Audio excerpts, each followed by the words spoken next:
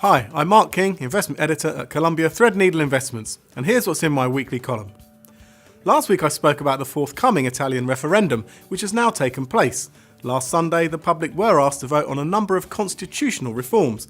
The referendum was proposed by Prime Minister Matteo Renzi, and by voting against his reforms on the 4th of December, the Italian public made their anti-establishment voices heard loud and clear. But what was the market response? Well, investors certainly didn't panic.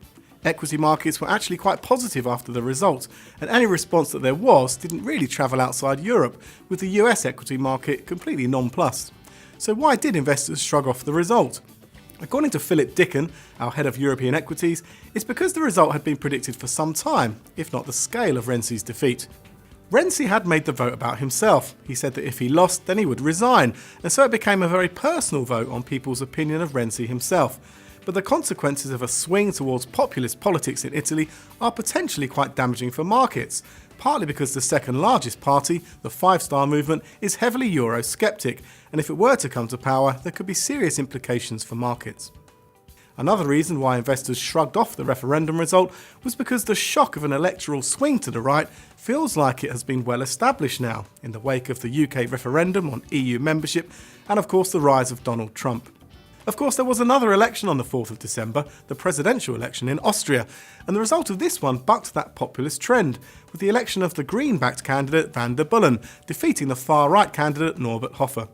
While the Austrian president has relatively limited powers, only in extreme circumstances would he use them, the result of the election was nevertheless a break from that swing to the right. But that's not to say the theme of voters rejecting globalisation and the status quo has come to an end. There are key elections in France and Germany next year, so these geopolitical tensions are likely to remain with us for some time. As Mark Burgess, our Chief Investment Officer at EMEA and Global Head of Equities, has said, if the rejection of globalisation continues to spread across Europe, there will be profound implications. If we see a further destabilisation of the Eurozone brought about by populist parties looking to take a significant member state out of the single currency, that would place a lot of pressure on the financial system and impact significantly on global markets. So while investors shook off the result of the Italian referendum, it's likely that further political shocks in 2017 could yet see more volatility in markets.